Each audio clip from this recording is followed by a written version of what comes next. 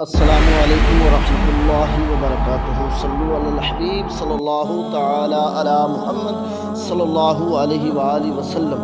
رجب کو اللہ تعالیٰ کا مہینہ کیوں کہتے ہیں؟ آئیے نبی پاک صلی اللہ علیہ وآلہ وسلم کا فرمان سماعت فرمائیے۔ لجپال آقا صلی اللہ علیہ وآلہ وسلم نے ارشاد فرمایا، رجب شہر اللہ تعالی، شعبان شہری و رمضان شہر امتی۔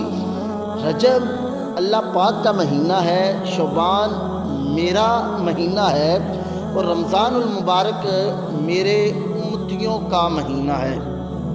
یوں تو ہر مہینہ اللہ پاک کا ہے، مگر حدیث پاک میں خاص طور پر رجب کو اللہ تعالیٰ کا مہینہ کیوں قرار دیا گیا ہے؟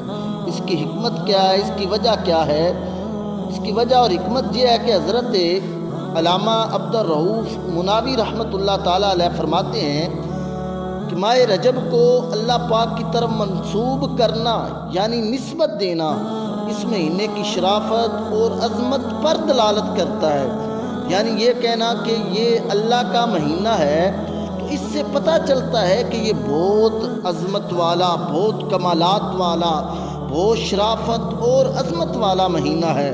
حضرت شیخ شہاب الدین احمد بن حجازی رحمۃ اللہ تعالیٰ علیہ حدیث پاک ذکر کرنے کے بعد آپ فرماتے ہیں کہ حرمت والے 3 مہینے ہیں، ذوالقعدہ، ذوالحجۃ الحرام اور محرم شریف۔ یہ لگاتار ہیں، یہ تینوں ایک کے بعد دوسرا، دوسرے کے بعد تیسرا، پر ایک مہینہ ایسا ہے جو تنہا ہے، اکیلا ہے، وہ رجب ہے۔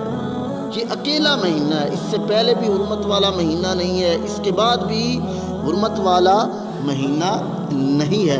تو صوفیاء کرام فرماتے ہیں کہ بے شک اللہ پاک یکتا ہے، یعنی ایک ہے، اکیلا ہے، تنہا ہے۔